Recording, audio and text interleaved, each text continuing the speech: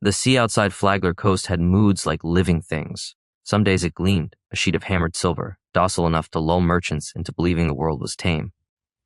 Other days it rose in teeth and ridges, black water gnashing at hulls, wind screaming down from nowhere, salt stinging like thrown sand.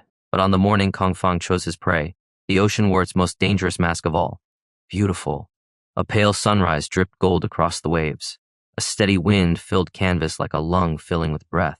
Gulls circled and argued overhead, shrieking at one another, as if nothing in the world could truly go wrong. The merchant ship ahead took comfort in it. You could tell by her course, steady, confident, cutting along a route every trader on the Flagler Coast memorized the way children memorize prayers. The vessel's sails were full, her deck busy with men who moved like they had nothing to fear but time. Kong Fang watched her through a spyglass from the shadowed lip of his own deck, one boot planted on the rail like the sea itself belonged beneath his heel. He looked ordinary at first glance, if you ignored the way everyone around him moved when he shifted, the way laughter died near his shoulder, the way his crew's eyes flicked to him, the way compasses flicked to north. He was tall, but not towering, broad in the shoulders, but not hulking, dark hair tied back, dark eyes that didn't waste their heat on things like mercy. His coat was a patchwork of old victories, salt-stained seams, reinforced cuffs, a collar that had been mended so many times it looked like a scar. And his smile, it wasn't the grin of a man who enjoyed violence. It was the grin of a man who enjoyed control. 2 bells, murmured the first mate beside him, a wiry sailor named Jax who always smelled faintly of tar and citrus peel. Wind's with us. We can take her in 20 minutes. Kong Fang lowered the glass slowly, as if the ship ahead were merely a thought he could set down whenever he pleased. We take her sooner. Jax's brow furrowed. Sooner means louder. Kong Fang's eyes slid across his deck. His brigantine, lean, quick, built for running and cutting corners in the sea, was alive with quiet readiness. Men waited at ropes and cleats with hands already calloused into obedience. A few crouched at the rail, blades sheathed, faces turned toward Fang as if he were the tide itself. Sooner means cleaner, Fang corrected, before they're suspicious, before they cut loose cargo and run, before they start praying loud enough to make the gods listen. A chuckle rippled through the nearby sailors, low and nervous. They were cruel men, most of them, or desperate, or simply too long at sea to keep soft edges. Fang did not recruit saints. He recruited hunger. He strode forward, coat snapping behind him, and the crew parted without being told. He spoke as if he didn't need volume to be heard. Rig the false flag. One of the deckhands, a boy with a pocked face and a grin too eager, scrambled up the lines toward the mainmast. Above, a folded banner unfurled, the pale blue and white of a coastal trade guild, a symbol merchants trusted like a handshake. From a distance, Fang's brigantine would look like help, like kin, like safety. Jax leaned in. If they call for codes, they won't, Fang said, already moving. Not with the sun like this. Not with the wind this sweet. People stop thinking when the world gives them what they want. He lifted his hand. The crew moved. Canvas adjusted. Ropes sang. The ship angled, cutting a gentle curve that looked polite, almost courteous, like a traveler drifting closer for company. And when they were within shouting distance, when Fang could see the merchant captain's round belly pressing against his vest, could see the glint of worry beginning to form at the corners of the man's eyes, Fang made a second gesture. Down below, hidden along the ship's flanks, hinged boards dropped away with a clack. What Fang revealed were ballistae, 3 of them, newly strung, their arms thick as a man's thigh. Their bolts were long spears tipped with iron that caught the sunrise and turned it into threat. The merchant ship's captain opened his mouth to shout. The first bolt slammed into their forward sail with a sound like a giant's fist tearing cloth. The mast shuddered, the sail sagged, ripped clean through. A second bolt struck the railing, pinning a sailor's arm to the wood. The man screamed, the sound sharpening the air like a blade. Fang didn't flinch. He stepped onto the rail and jumped. Not into the sea, onto the merchant ship's deck, landing with the ease of a man who'd done it 100 times. 2 of his crew followed, then 5, then 10. Ropes thrown and hooked, boards slammed down to form a bridge between ships. The merchant crew stumbled back, faces pale, weapons half raised. A few had cutlasses, a few had spears. None had the spine. Fang's blade was already out, curved steel, darkened by age, its handle wrapped in worn leather. He didn't swing wildly. He didn't roar. He walked, slowly, deliberately, toward the captain. The man backed up until his knees hit a coil of rope and he nearly fell. This is trade guild territory, he stammered. You can't, there are laws. Fang tilted his head like a man listening to a boring story. There are stories, he said, voice mild. Laws are just the ones told by people who have enough soldiers to make them sound true. He flicked his blade upward, just enough to press the tip beneath the captain's chin. Cargo, Fang said. Now. The captain swallowed, throat bobbing against steel. Spices, he breathed. Salted fish. 2 crates of star iron nails. Fang's eyes sharpened at the last. Star iron. It's for building, the man rushed. For repairs. For making stronger ships, Fang finished, smiling faintly. How thoughtful. I accept your gift. Jack stepped beside Fang, holding a ledger board. He didn't look at the bleeding sailor pinned to the rail. He didn't look at the men crying, or the ones trembling. He only looked at the cargo list. Fang turned, signaling with 2 fingers. His crew swarmed, efficient as ants, hauling crates and barrels across the bridge to the brigantine. They did it without gloating, without unnecessary cruelty. That was Fang's rule. Fear was valuable. Chaos was wasteful. A pirate who wasted was a pirate who died. Minutes later, with the merchant ship crippled and lighter by half her wealth, Fang stepped back onto his own deck. The false trade flag was already being lowered, tossed down like a joke grown stale. The merchant captain stood frozen at his rail, face wet with sweat, watching the brigantine turn away. Fang didn't wave. He didn't shout a farewell. He simply took what he wanted and vanished into the bright open sea, leaving behind a story that would spread faster than any ship. By midday, 3 more vessels had been taken. A small coastal courier, a fishing boat that carried smoked eel, a sleek private trader whose captain tried to fight, only to find Fang's crew moving like they'd rehearsed his failure. By late afternoon, the horizon darkened with storm clouds that weren't storm clouds at all. Jack saw it first. Sails, he said, voice tight. Big. Fang turned his spyglass toward the looming shape. It wasn't a merchant. It wasn't a fisher. It was a wall moving across water. A man of war. Dawn. The Dawn's ship cut through the sea like a blade through flesh. Black hull, reinforced ribs, banners snapping crimson and gold.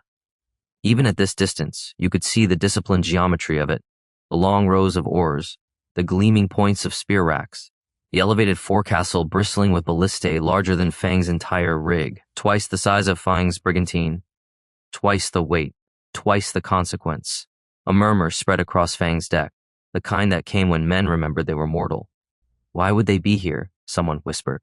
Because you've been loud, another spat, eyes darting. Fang lowered the glass and exhaled once. Not fear. Calculation. Wind's turning, Jack said. If they catch it, they'll close fast. Fang's gaze swept his ship, his crew, his rigging, his hull. This brigantine was built for speed and predation, not for standing toe-to-toe with a beast that could swallow it. He could fight. He could die. Or he could do what legends always did when faced with a bigger mouth. He could live long enough to become something the sea itself feared. Fang's voice cut through the murmurs like a rope snapping. Hard to starboard, dump the decoys. Decoys? A deckhand echoed. Fang's eyes flashed. Do you want to argue or do you want to breathe tomorrow?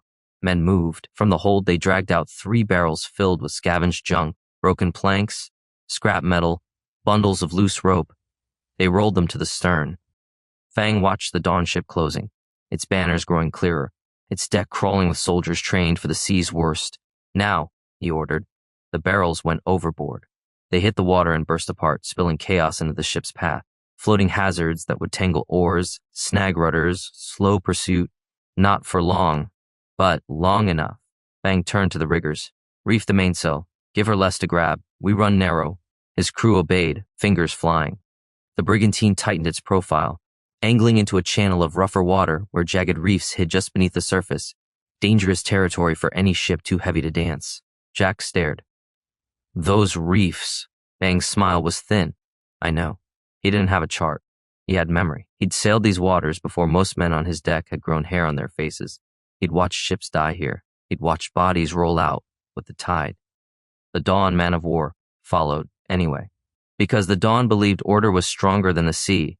Because the Dawn believed fear was a weapon they owned. Fang guided his brigantine between outcropping rocks that knifed up from the waves. Water boiled around their hull. The ship shuddered as if protesting, as if begging for calmer routes. Behind them, the Dawn vessel slowed, forced to pick its path. A ballista bolt screamed through the air. It struck Fang's stern rail, splintering wood. A sailor yelped, staggered, nearly went overboard. Fang didn't turn. Another bolt. This one grazed the mainmast, tearing canvas. Jack swore. They'll cripple us. Fang's hand shot out, grabbing a line, yanking hard. The ship jerked, slipping behind a sharp rock formation. The next bolt slammed into stone instead, exploding in sparks. The chase lasted an hour. An hour of teeth-clenched steering, shouted orders, snapped ropes, and near misses where Fang's hull skimmed reef edges close enough to shave paint. Then the channel widened. Open water lay ahead, and the wind shifted again, favoring Fang, pushing his brigantine forward like a blessing that had decided for once to smile on criminals. The Dawn ship fell behind. Not far, but far enough. Fang didn't let himself relax until the man of war was a darker smudge against the horizon. Only then did he turn to Jack's. His eyes were bright, not with panic, but with a new idea taking root. They almost had us, Jack said, breathing hard. Fang nodded once. Yes.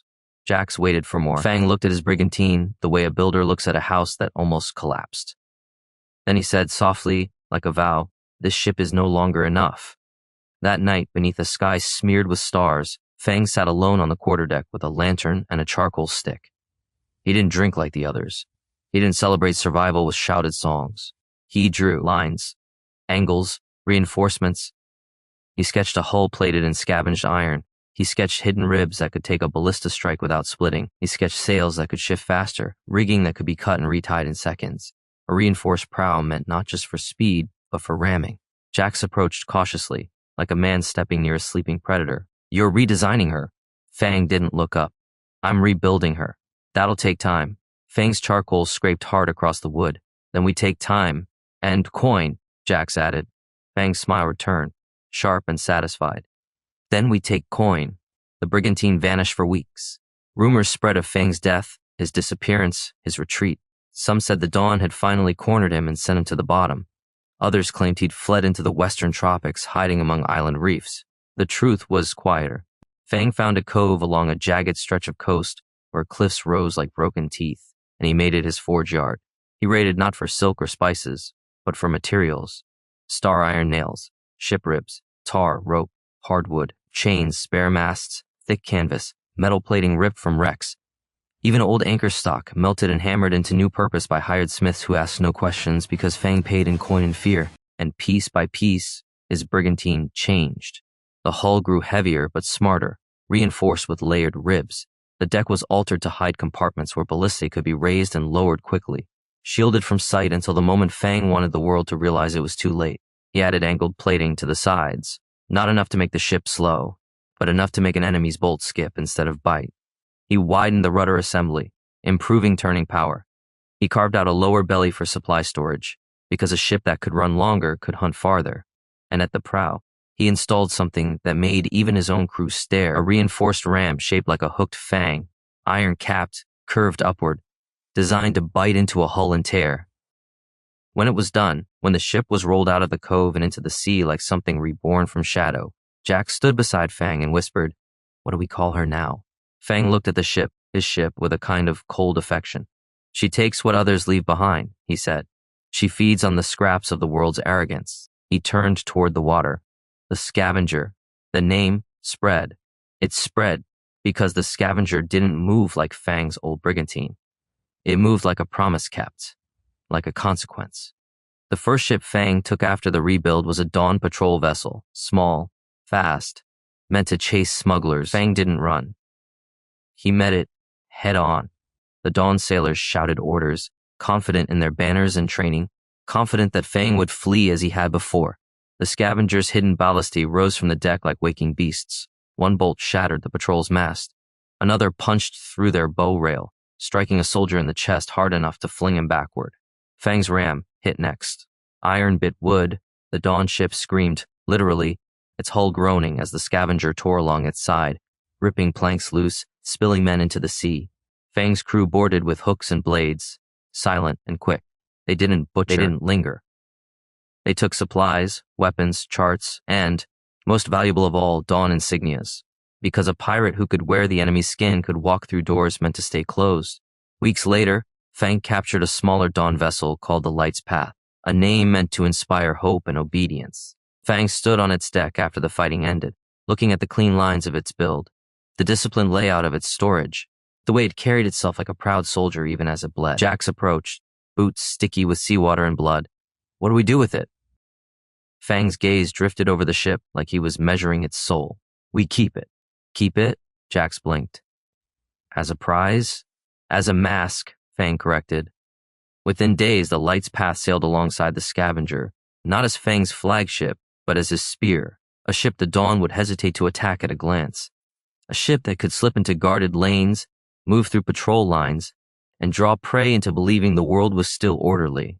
And Fang's crew grew, not by invitation, by gravity. Men heard of Fang's escape from a Dawn man of war and saw it as proof he was favored by something beyond luck. They heard of the Scavenger's ram and imagined themselves riding its violence into wealth. They came in skiffs and stolen boats, in battered sloops and desperate rafts, offering blades, skills, secrets. Fang accepted the useful. He discarded the reckless. And every new recruit learned, quickly, that Kong Fang did not lead with speeches. He led with outcomes. A man who disobeyed would find himself assigned to the dirtiest work, the most dangerous tasks, until he either learned or died. A man who stole from the crew would be given one warning, then a second chance at life, over the side. And Fang's raids became audacious. Merchant ships vanished along routes once considered safe. Coastal outposts woke to find their supply stores emptied overnight. Small towns along the Flagler coast saw their watchtowers burn, not for spite, but to send a message: you are not protected. You are simply not yet chosen. The Dawn responded. More patrols, bigger rewards. Stern proclamations delivered in port squares. Justice would prevail. The seas would be made clean. Pirates would be hanged. But Fang had become a rhythm in the ocean, unpredictable, relentless, and with each season, his name hardened into legend.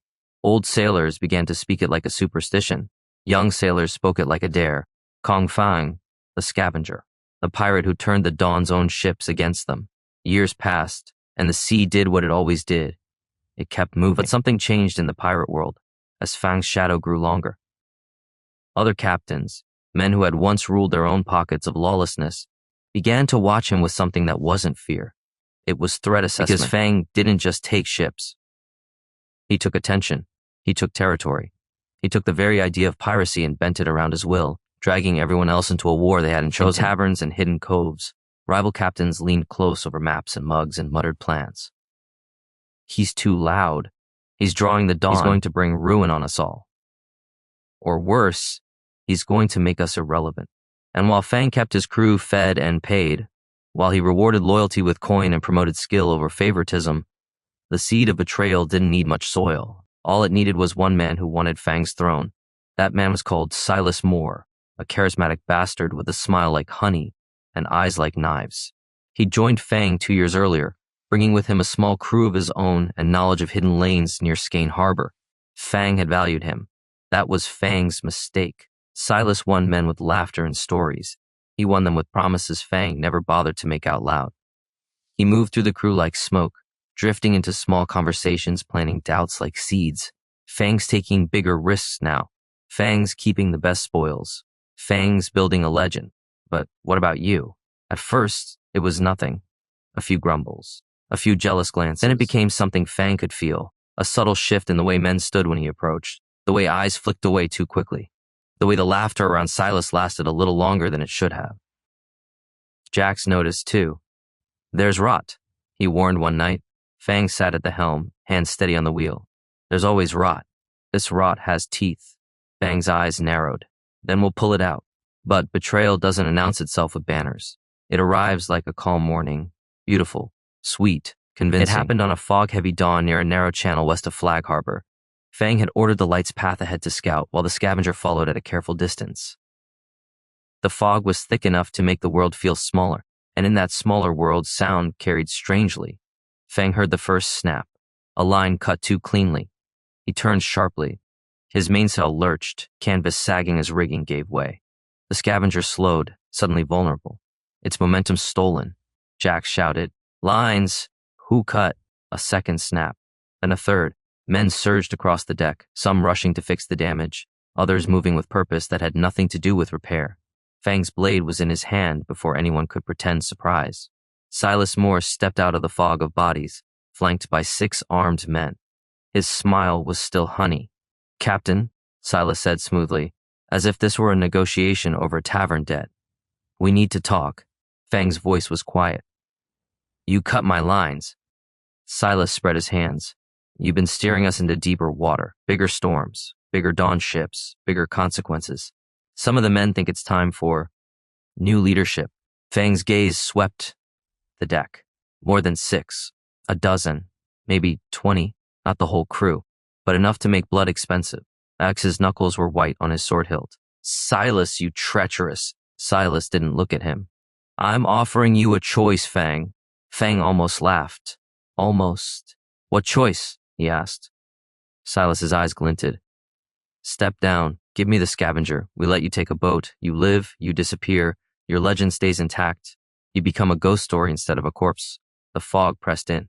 The sea lapped against the hull like it was listening. Fang's crew, those not aligned with Silas, watched with tense, frightened eyes. No one moved. No one breathed loudly. Aang stared at Silas for a long moment. Then he said, "You think you can wear my name like a coat?" Silas's smile tightened. "I think I can wear your ship."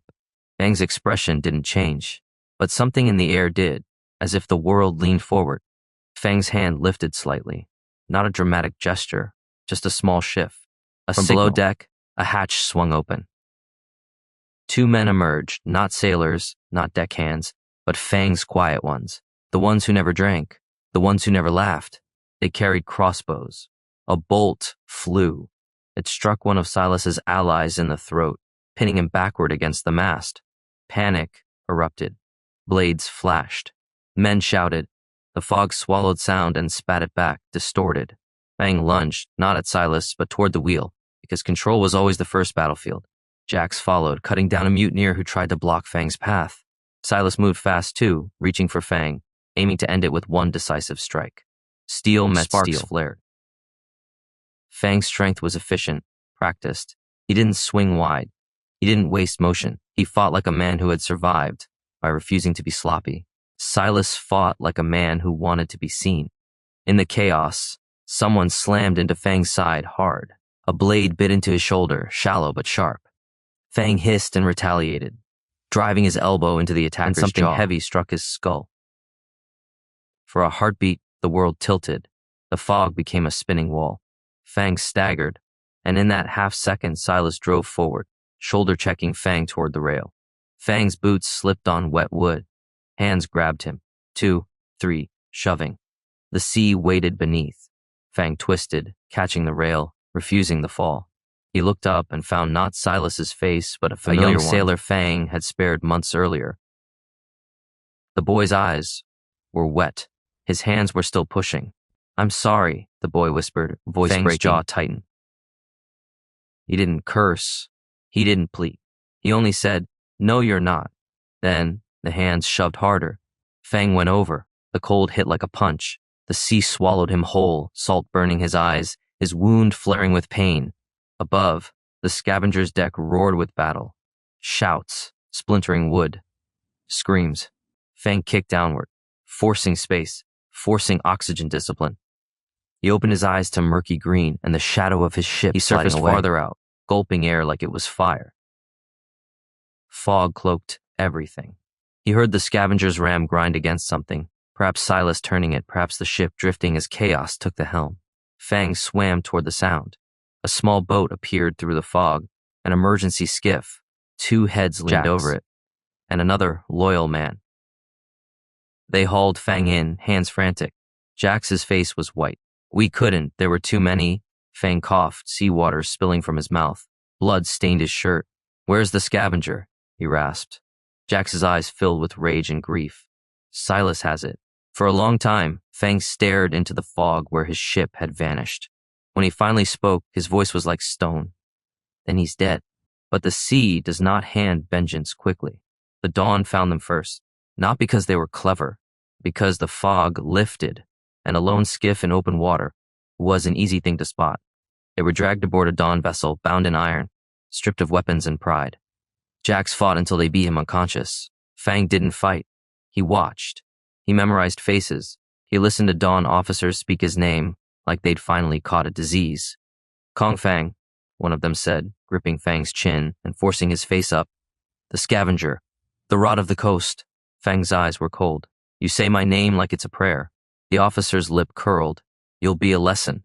And the Dawn loved lessons. They transported Fang to a coastal stronghold where the gallows stood visible from the harbor, so every arriving ship could see what happened to men who dared to take what the Dawn called theirs.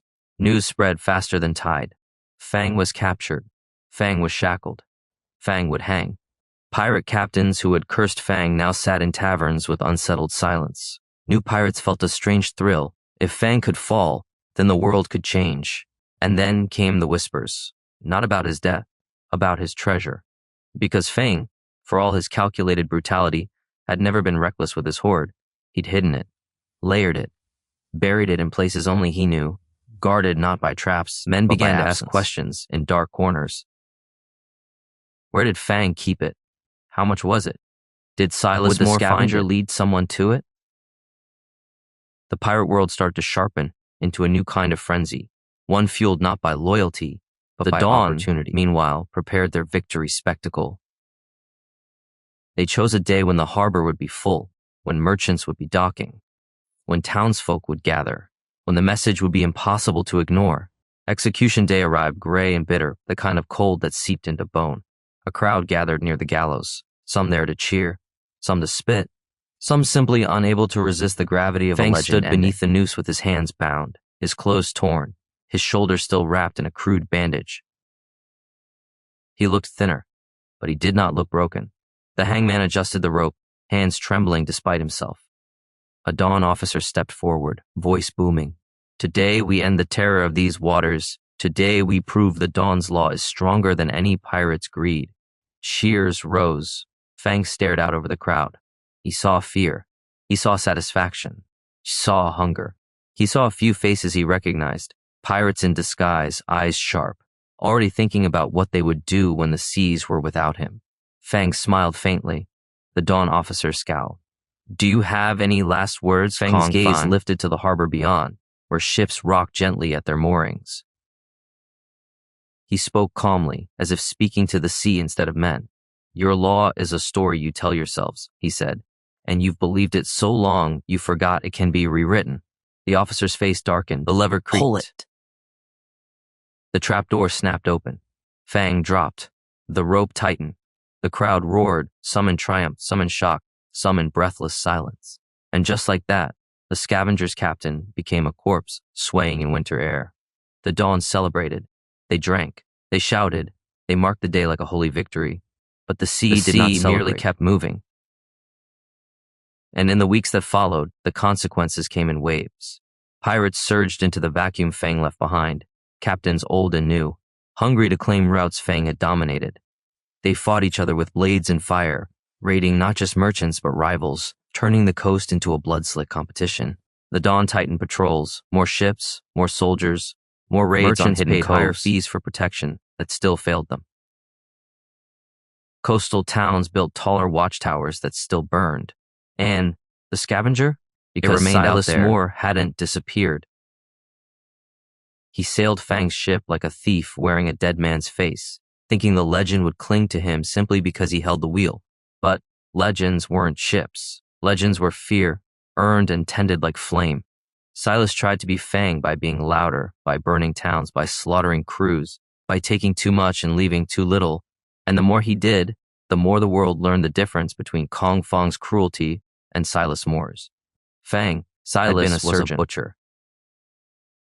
So the sea did what it always did to butchers. Some nights sailors swore they saw a small lantern far off the coast, one light, bobbing like a patient eye on the water. They'd whisper that it was Fang's spirit, waiting. Other nights, men swore the wind carried a voice through the rigging, quiet, cold, familiar. And always, always, always, the question returned in taverns, and on docks, and in the mouths of desperate men. Where is Fang's treasure? Because if the Scavenger could be stolen, then perhaps the legend could be stolen too. And somewhere out on the shifting water, beneath a sky that never promised anything, new captains sharpened their blades and made their prayers. Not to the dawn, not to justice, but to the sea.